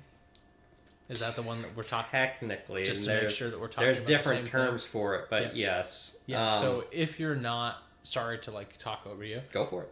If you're not familiar with it, and I wanted to bring it up in this way because this is a difficult one to talk about because I've always wanted to be respectful of the lore, I guess, or of the stories that I've heard about it. Yes. And the number one thing that I've heard every time I read about it is that you're never supposed to mention the name because it gives it power. Yes. Right. So, and it's based in Native American tradition? Yes. Okay. So that's just what I wanted to get out there, and then obviously you're free to say whatever you want about it. So, I think that we should still talk about it, but I do want to be respectful about not talking about it in a direct term of the sense. You can very easily find what we're talking about if you want to know what it's called. Right. I'm just going to say it's a skinwalker. Sure. And I'm going to say it only because, like, so you know what it is and what we're talking about. We're not going to talk about the name per se all the time. Name, like the Native American version. I don't know what I language know, it's in, but I know what the you're word, talking but about. Yep. it's something I would love to talk to like a medicine man about. Which the actual origin of this creature is being a medicine man that was corrupted. Yep, like an evil version of a medicine man. Only they turned evil. They once had the good men. It was the white man that actually turned them down the dark path, and that's kind of how that whole thing happened. Sure. As far as that, so they have the I totally ability... 100% believe in that one too, by the way. Sure. And this is one where I don't know if I believe in it, but I definitely understand the little bit that I've read into it and heard you talk about. I definitely understand where the stories come from. So basically, like, has the ability to shapeshift. Yeah, and it can cause a lot of bad, like, black magic kind of capability too. Yes, and the very short version of it is everywhere it shows up, like, just really bad stuff happens. Oh, yeah. Yeah. It's a bad omen all around. It's a very nasty one. Yeah. So kind of going away from that, another Native American one, the Wendigo. Okay. A person that was turned into a horrible creature and the consumption of human flesh.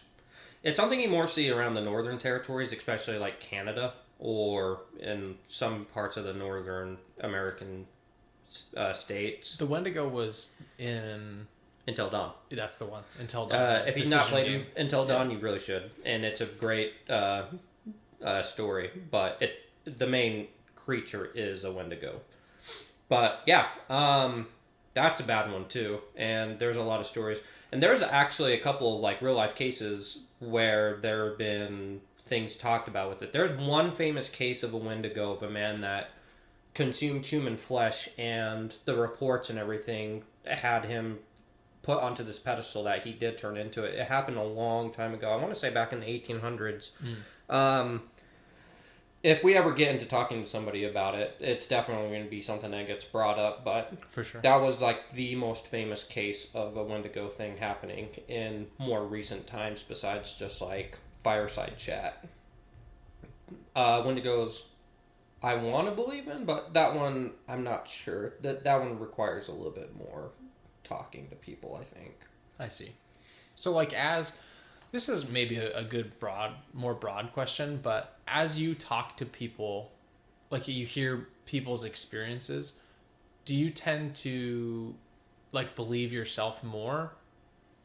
Like believe the topic more or believe it less based on their experiences? I think it depends. It does make sense, and I think it kind of depends on certain aspects of the conversation itself. And I don't want to say the credibility of a person, but there are certain individuals when you're talking to them, there's definitely signs of things on how they say it, when they say it, and their projection of talking about it that can give a little bit more credibility than definitely other people can. This is like the alien topic is a good example of this, yes. Where I think that most people that talk about getting abducted by aliens are full of shit. Yes. But then every now and then you hear someone talk about it and you're like, that something happened to that guy. Yeah, something very odd and Right. weird. Whether or not it's aliens, like, who knows? But, like, I believe he believes what he's talking about. Right. And that's kind of like the filtering aspect of it, right? Like being Mm-hmm. able to kind of determine like where they stand on the topic. Definitely. And I don't know, because there's also people that are out for financial gain. And Yep. like you got to keep an eye out for that too. Absolutely. But yeah, no, I personally, from a lot of the people that I've talked to about it, because a lot of these topics that we talked about, I have talked to a lot of people about in my travels. Mm-hmm. And I don't know if I would say that all of them have made me more concrete in my way of thinking. There's been a lot of people that have changed my way of thinking because of it. But it's really hard to say as far as like if experiences with talking to people about it will cement my own ideas or expand my mind. I think it's kind of just a case by case stance, but Sure. I'm always open to talk about it, and I try to keep an open mind, and that's kind of one of the reasons why I was behind this podcast, is because I think that more people should be open minded and talk about things and Definitely. kind of delve more into unknown topics or even just ideas you never really think about before. So as far as the whole supernatural thing, the reason that I asked the question, like, does talking to people increase your opinion, decrease your opinion? So personally, as far as like anything supernatural, within the last like 2 years, if you would have asked me that, I would have said, yeah, basically nothing. Like, I don't believe in ghosts. I don't believe in any of the stuff that you just talked about. I would have been like, yeah, whatever. Like, show me some proof or whatever. Right. But then we had someone slotted for like potentially being the first interview for the podcast that was a practicing witch. And That still might be on the table, by the way. sure, which I would love to do that. I would love to have a conversation with them. But as we were talking about like the potential pathways of that conversation, one of the things that I brought up was curses. Yes. So like potentially getting cursed by someone that believes that like that will actually have a negative impact on your life. Mm-hmm. And as I went down that thought process, I was like, yeah, I don't believe it. 100% I do not believe it. But I still don't want them to put a curse on me. And then thing. I started to think differently. Yeah. Because I was like, I don't understand that about myself. If I don't believe it, then why don't I want them to do it? Which means like it's not I don't 100% disbelieve it. Right. Right? Even though I want to think to myself that I 100% disbelieve it, that's obviously not true. Just because you don't necessarily believe in it full-heartedly doesn't mean that you can't 100% prove it either. Yeah, and there's I think what that's pointing to is like there's different people inside of me, right? Mm-hmm. So like people are made up of different personalities is maybe a better way of putting that. Right. And there's definitely a personality in me that's like doesn't want to fuck with a witch. No, and it's funny because the witch in question that we're talking about, I won't say her name in case she decides not to do it. Mm-hmm. The person that's hopefully trying to help me set it up is my mom, because she actively goes to her on a more regular basis. Sure. She does palm readings, she makes trinkets, she makes potions, and I told my mom to have her make me, I forget exactly how she put it, but some kind of like relic that basically is a component of different things in a jar that's supposed to help with dreams. Okay. So I'll be getting that hopefully soon. And when I was talking to my mom about it, I was like, what do you think the credibility is behind her? She's like, oh, I 100% believe it. And like, she is the sweetest, nicest lady I've ever met. But I would never, ever dream of pissing her off. What do you mean helps with dreams? So, what I asked for specifically is one that kind of like encompass good dreams. So like kind of like a dream catcher, but a little bit more finer tuning than that. I see what you mean. So basically it's supposed to not only just catch dreams, but it's supposed to help draw them in and kind of keep an aura of bad ones out. That's Sure. kind of how it was described to me. But it was also my mom that told me it. So like if I was to actually talk to her about it, Right. it might be a different wording and stuff, which when I go to visit, I'm making it a point to go visit her. Definitely. 100%. And maybe get my palm read and all that stuff. That's sweet. That's exciting. So there's two. So unless you have more that you want to jump into, there's two things that I want to do before we like quit talking. One is that I promised you something that I basically teased you of like one topic Yes. that I've never told you about Okay. myself. So there's that I still want to talk about. And then I think that maybe we could spitball a little bit about potential guests or potential things that we would want to talk about. Absolutely. Cool. So the thing that, let me get a drink of water, that I've been promising talking about. So this is a topic that I'm going to just touch on, and then if we ever talk to someone that believes as firmly as I do about it, then I will open up completely about it, but not until then. Oh, okay. Because it's too juicy in my opinion. Okay. So I really need somebody else that like agrees with my opinion, so that, because otherwise, dude, it's just like me speaking to the internet, and it just feels like way too vulnerable for me. But anyway, the topic that I like wholeheartedly believe in is hypnosis, and I'll go into it a little bit. So ever since, like, I've had a number of early experiences with hypnosis. Here's what I'll say to begin with: some people are hypnotizable, and some people are just not. And I don't think that we understand exactly what makes you hypnotizable and what makes you not hypnotizable. But if you are, and especially if you're a person that's like, we'll call it super hypnotizable, then it really, really works for you. An easy way to like find out if you are hypnotizable is like just to go on YouTube and find like a relaxation hypnosis and listen to it. And if it really works for you, then you'll know like right away. So I'll ask you, I guess, like, have you been hypnotized before? Or Yes. like, so does it really work for you, or like not really? Well, it's kind of hard to say because I still don't know what they hypnotized me for. That's a funny joke.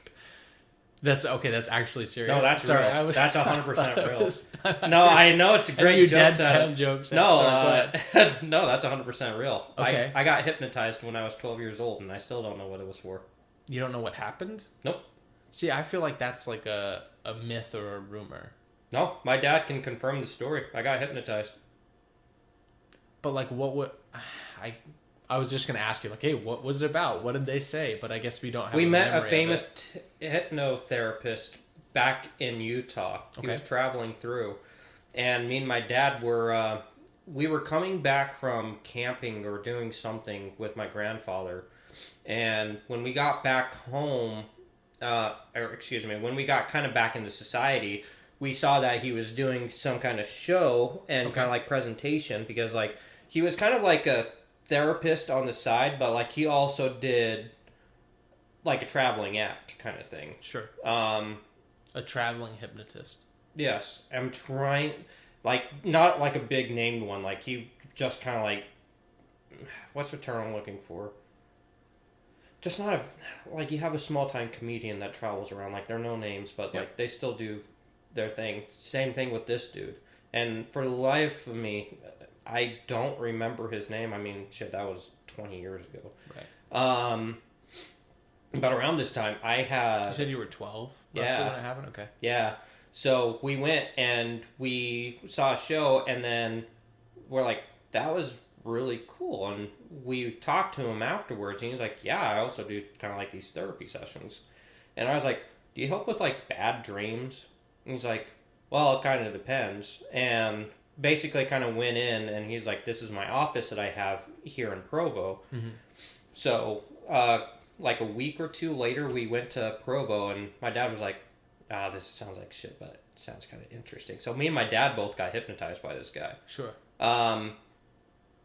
So what was basically talked about before is like sleeping problems that we had, because I had bad nightmares. I still kind of do, but like they're really bad around then. So kind of put us under to see like why we had those. And then he did something to kind of help with it, but I don't know what he did. Remember what it was? Huh. Nope. When you say like, so I kind of explained a very small amount of what it is, and then I'll go into this afterwards, but I'm curious about what you're talking about. When you say put us under, what do you mean? I remember up until the moment that, because he didn't use a watch. He had this other thing. It was kind of like a device, and it did like the metronome effect. Okay. But it wasn't like a clock or anything. It was this. So like something for your eyes to focus on. Yeah, but it was a lot because he also had this like rhythm beating music kind of thing in the background. Okay. Yep. And he didn't do the oh you're getting sleepy. He was talking. He's like very direct, but I only remember the first two instructions were breathe deep, pay attention to my voice, and then the next thing I remember I was sitting on the couch and he's like, okay, we're done. And it was like that. So have you tried to like any type of hypnosis since then? I learned about it because I took a class that dealt with psychology and hypnosis was a part of that. That was the closest I've been ever since then.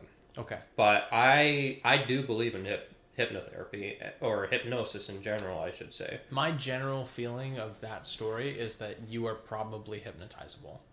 Probably. So and the easiest way, so like this is the prelude that I was talking about, the easiest way for you to tell is to go like on a general like relaxation one. And if you can find one, so this is like a really common thing where they, what you said, like bring you under, I would call that like an induction. So you basically get it relaxed and they give you something to focus on. If your eyes are open, that's why they use like a watch or a metronome or something for your eyes to focus on. In general, stuff that I'll listen to, I basically have my eyes closed. So the sound, the beat in the background is something for that part of your mind to pay attention to. Mm-hmm. And then you have like the voice that is actually doing the hypnosis. So it's really just like a suggestible state. And so the example that I was going to give is like after the relaxation or the induction, a lot of the most common one is like you'll put your hands out in front of you and they'll give you the idea or the suggestion that one of your hands has a balloon tied to it and that you'll feel that raising up and that the other hand has weight tied to it and you'll feel that one going down. If at the end of that hypnosis your hands are really far apart, that generally shows that like you're more suggestible and that you're more susceptible to hypnosis. In my class, the teacher did that to a couple of the students. Me and Kevin took the class together and watched that happen. Yeah, they did the whole balloon thing, so I know exactly what you're talking about. And some people, they'll just stand there with their arms in front of them. And like it just doesn't work. And that's where like who knows why some people are more hypnotizable than the others. But if you're part of that segment of people or segment of the population that's really hypnotizable, there's some weird stuff that can happen. Yes. And that's where like I really want to talk to somebody about it because I feel like it would just be a great conversation. But no, 100%. That's like my teaser for the day. Fair enough. Yeah. I guess a teaser before we get on to the final thing that you're talking about. Yeah. I think we've talked about it a little bit more, kind of like joking and passing, but this is kind of a little bit more directed towards a certain area, but I think that in the Mormon religion, they are taught to have as many kids as they can to make the church bigger. Yeah, I mean, my first reaction to that is like, well, yeah, no shit. Like, but yeah, that's a good point. Like, no, I think a lot of people think I'm joking when I'm saying that, just because like it's a thing. Like, oh yeah, like you have a big family in the Mormon religion. I think the church teaches you to do that so that they can spread the religion faster. And I think that's why they had polygamy to start with too. That makes sense. Yeah. And like, I don't know. I have gotten into serious topics of talking about this with other people, and they think like when the joking is aside, they don't agree with me. Okay. But I'm like, nope. And like, it doesn't hurt that I have a background in it. I have a lot of family that's Mormon. Yeah, so do I. Yes, you do. But yeah, like when you really to take it to brass necks, it's like, dude, I really think that's a thing. You think that that's part of the strategy? Yes. Wow. I never thought of it that way, but now that you said it, it just seems so obvious to me that that's a thing. I mean, I don't think it's necessarily just excluded to Mormon religion per se, but I think it's the best example of a religion trying to boost its numbers the natural way. The natural way. So maybe that's a good segue because I think that one of like my dream conversations or like my dream interviews would be like a multi-part series. One would be with active, like participating Mormon, and then one with a family that's out of the Mormon religion. Well, here's a good thing to talk about too, because I would also be about that. How many people do you know that actively go into the Mormon religion if they were not raised that way? Do you mean like new converts? New converts. Yes. No, I know none. I don't know a single person. I know people have gone out of the religion. Yep. Much like, kind of like some of my family, including myself. Mm-hmm. As far as like going into it, I feel like I should clarify that like I never was involved with the Mormon religion. I mean, neither was I. Like, I have a lot of family that was involved with it, but I was not raised that way. Well, so. It's the same for me. My dad was definitely raised that way, Mm-hmm. but my dad was the one that was like, you guys can do what you want, essentially, which we can talk a little bit more in detail on a different time. Yep. Because I would like to talk about that at a certain point. But yeah, no, I didn't either. I know a lot about it because like I definitely have a lot of family that's Mormon, but I never was raised Mormon. I was never expected to go to church or anything in my childhood. Mm-hmm. But yeah, as far as other people, and then like with that in mind, like I know we're only 2 people, but I've asked a lot of people and talked to a lot of people in the religion and people that are associated with it. You never hear about people being inducted into it ever. Yep. So why is it so big? Because they had a lot of kids. Mm-hmm. I mean, that is your point, yeah. But and they have a lot of money, they have a lot of power, influence, like. But getting to that point. Okay. Oh, baby popping. Yeah, no, I now that you've said it that way, I totally agree. Yeah, I totally agree. That's kind of a teaser because I have other things to talk about it, but Okay. we'll leave it at that because sure. there's a lot more juicy stuff including that. Okay. Like that seems a little bit more basic, but there's a lot more. There's other more stuff. too. Okay. There's a lot more. Interesting.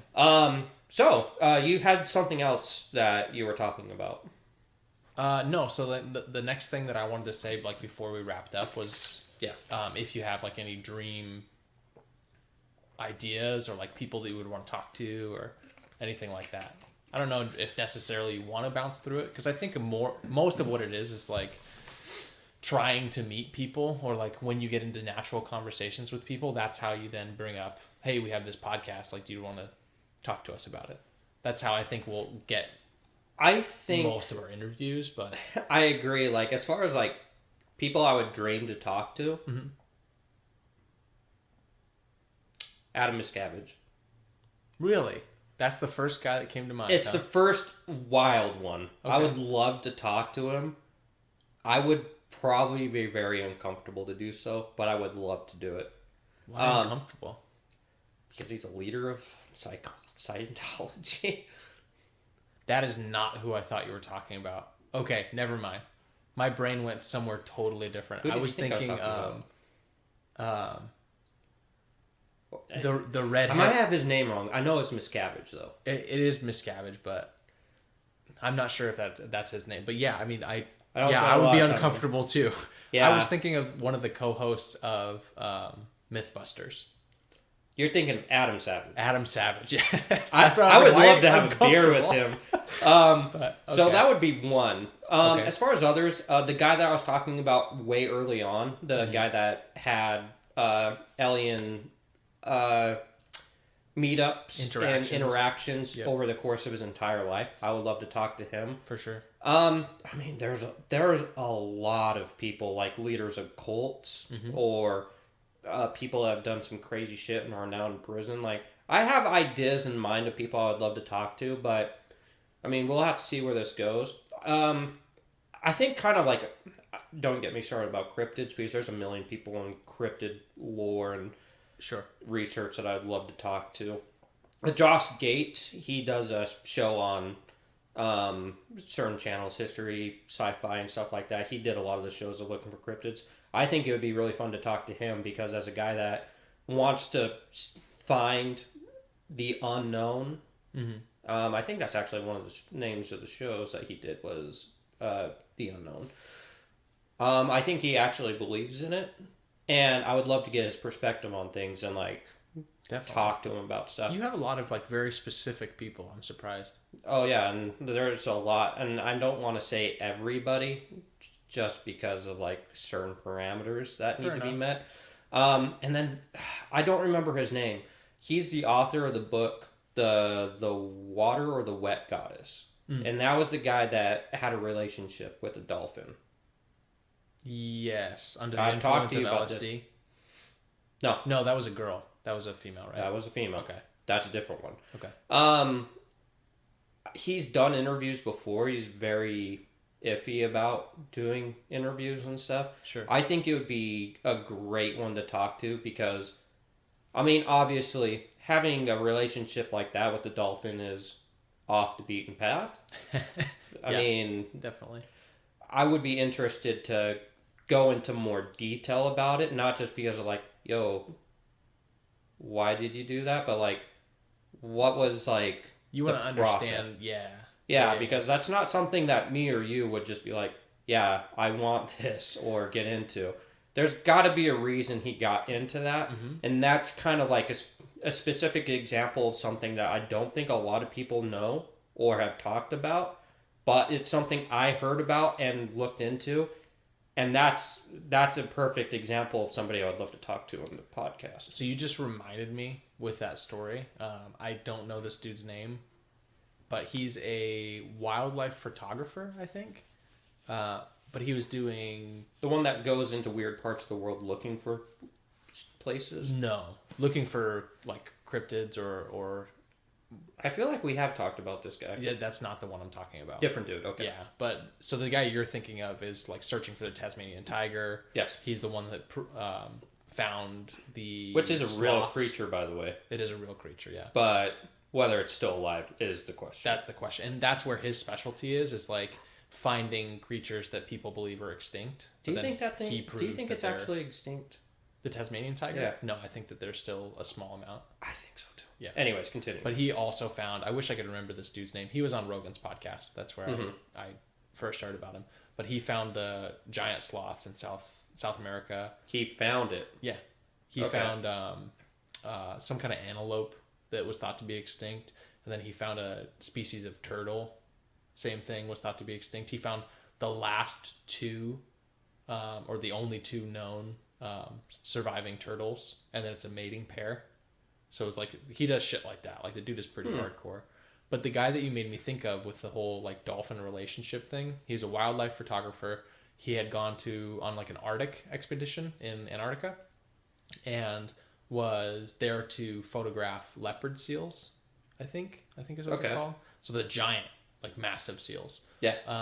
And somehow, and it's, like, a long story, but I remember hearing he was in the water and had this contact with the leopard seal, and the leopard seal, for whatever reason, like, started treating him like he was like its offspring. Interesting. And so would, like, after whatever incident happened, I forget the exact story, but something happened, and then it started treating him like it was its baby, basically. And it would go and kill, like, a penguin and try to feed him the penguin. And then, like, he wouldn't eat the penguin because he's not a seal. Right. And so then, like, it would get frustrated and, like, it would, like, rip the penguin apart and then, like, give it to him, and he wouldn't eat it. So then it went and found another penguin and would, like, not kill it, but, like, sort of maim it. And then the penguin would swim away and it'd be like, dude, what the fuck? And go and catch the penguin and come back and bring it to him, like, over and over and over again. So over the course of, like, 6 or 7 days, they kept going back. During one of those encounters, another leopard seal was, like, hunting the photographer while he was in the water, and that leopard seal that was, like, protecting him went and attacked that other leopard seal.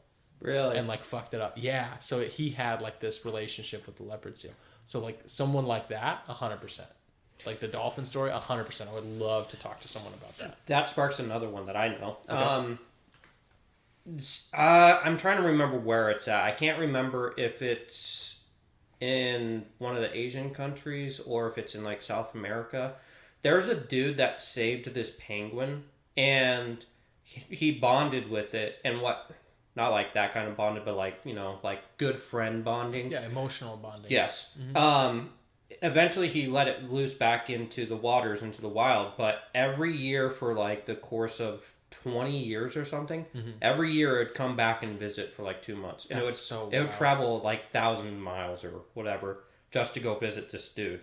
That's so weird. Yeah, it's crazy. I Like- watched the video about it. And I was like, that's fucking crazy that animals can do that. Yeah. Well, that they can have not that. even just do that, but like the reasoning behind why they do it. And this guy would know, like, oh, it's this week of this month again. Like, Ernie's going to be coming back here soon. And that son of a bitch would come back every year. It was a Radio Lab podcast. That's where I heard that story. You did hear that story. The wildlife. No, not the penguin one. The leopard seal one. Oh, okay. Yeah, I'm pretty sure that's where I heard it. Yeah. And, like, I want to explore that, too. Like, as far as this podcast, like, we talk about cryptids and supernatural, aliens and other bullshit, but, like, there's a lot more that we could talk about because, like, we want to talk about almost anything. Just anything that's Definitely. not normal. So, like, and I was almost hesitating to throw it out this way, but because I was really surprised, honestly, that you had so many names of people that you would like to talk to. Because the way that I approached it or thought about it, what initially anyway, was like, what type of person or what beliefs would they have that I would want to talk to?